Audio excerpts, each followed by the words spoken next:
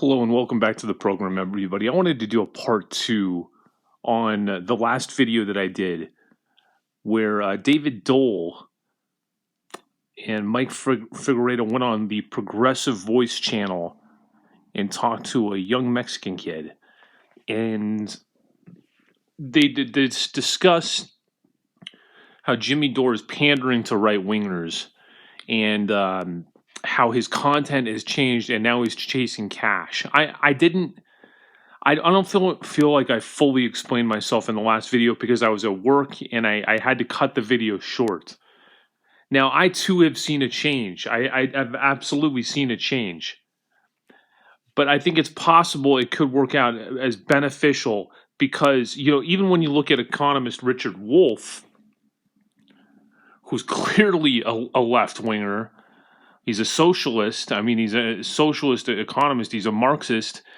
And he knows that the left needs to be expanded because the numbers simply aren't there. The numbers are not there. It's a losing effort again and again and again. When you look at Bernie Sanders, those numbers are just not there in order to win inside the Democratic Party. It has to be expanded one way or another. So that's something that's true. Now, is Jimmy Dore pandering to the right? I think many times he is. The one thing that we should really be talking about is how stupid Republicans are. I mean, the stupidity is beyond belief because, I watched and I did realize Jimmy Dore's audience had become increasingly right-wing because he will trash Democrats and many right-wingers will go on there just because of that. But they don't realize, at least initially, they were being trashed because they were, in effect, right-wingers. And Jimmy Dore does talk about that. He does talk about, hey, it's one party. It's the Republican Party and the Democratic Party are both right-wing parties. And these people are so dumb that they're so partisan and stupid that they don't realize he's attacking them for being right-wingers, which is what you are. He's not attacking them for being too left. He's attacking them for being right-wingers. But let's forget that. When he says that on his video, it's not like that you've got a bunch of people disagreeing.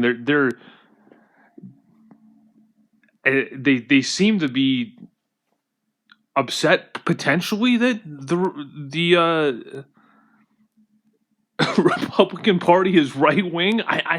And the Democratic Party. I don't know. I don't know. They Democrat bad, Republican good. That's the mentality, and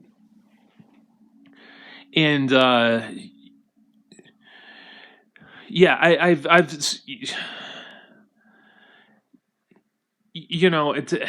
oh man, I just don't know.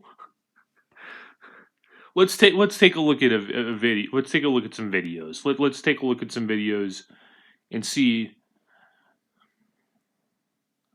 You got the Rittenhouse thing.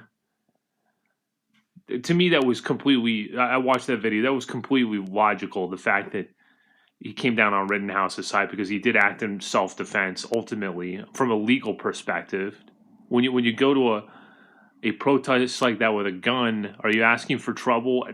Absolutely.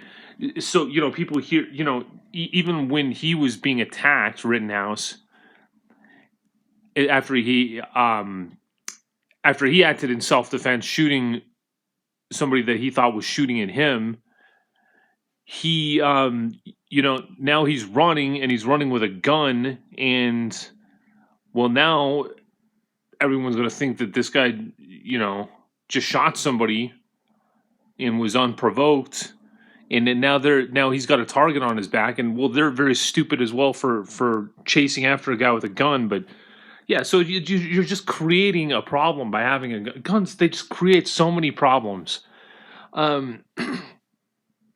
It's just it's like having a caged tiger in your home. It's like you're probably going to be okay. It's in a cage. But why take that chance? But again, the stupidity of gun owners is they think that it's no, it's my protection. It's somebody busts in here, I'm gonna go into my safe, take 1 minute to do the combination, and then I'll be able to defend myself. No, it's a hobby. They like the gun. They like going to the target range or whatever, and they like the idea of shooting it, and it makes them feel tough. And but any sensible person knows that they're putting themselves in jeopardy by having it fun. But don't try to pretend like it's making you more safe, you morons. So let's continue. But that Rittenhouse did absolutely act in self-defense from a legal perspective. He thought his life was in jeopardy. He responded. Okay, so, but if you didn't have the gun, that never would have happened. I guarantee you that. Let's look at this John Deere video.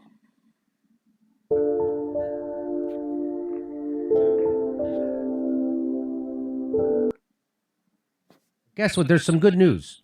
So remember, there's lots of strikes happening. Well, a big one was John Deere. John Deere strike to end as workers vote to approve the contract. Isn't that great news?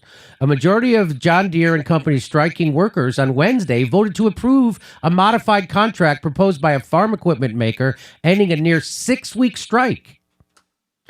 The United Auto Workers members of Deere ratified a 6-year agreement by a vote of 61% to 39%, the union said. Deere said it has been informed that workers will resume operations Wednesday evening. I think it was last Wednesday. Deere said last week it made modest modifications to its second proposal that was rejected by 55% of the United Auto Workers earlier this month. That's funny. UAW workers. That's United Auto Workers. That's kind of funny. That's kind of funny. The company and the union did not elaborate on the modifications, but the workers FedEx demanded Express. better pay from John Deere, FedEx, which forecast a record net income. FedEx is like Federal Express. That was the original title, Federal Express. And then they came out with something called FedEx Express, Federal Express. Of $5.7 billion to $5.9 billion this year. So that's their profits. That's not their gross. That's what their profit is. That's a lot of money. To claw back concessions they made on some benefits in the past. The strike had thrown several of Deere's businesses into turmoil. Software engineers and computer programmers left their desks to assemble sprayers and combines in manufacturing plants instead. Okay, so you know where this is going. So this is the kind of stuff that I'm interested that, of being a minimum wage worker. That it's the economic stuff. I don't look. Jimmy Dore. Let's just get right down to it. He's Irish ancestry. I don't cling to my identity about, I've considered myself just an American, but Irish ancestry, and maybe I don't have the concerns of like a Jewish person. I just don't. I don't have this fear that the next Hitler is coming around. Because, I don't, that's just not, but I notice a lot of Jewish people, like, they're just really like afraid of Trump and hated Trump because they feel maybe the right wing will gain some traction and something like that might happen again. I don't think anything like that's going to happen again. I think that would be very, very unlikely. But, it's something that happened in the past and they think it's possible. So, and they think it's, but the thing that really made me turn on Trump, I was never a Trump supporter. I didn't vote for him either time. First time wrote in Bernie Sanders. Second time voted for the Green Party candidate, and was the fact that he wanted to become our dictator. So maybe that is a real fear. Maybe. Talk to you soon.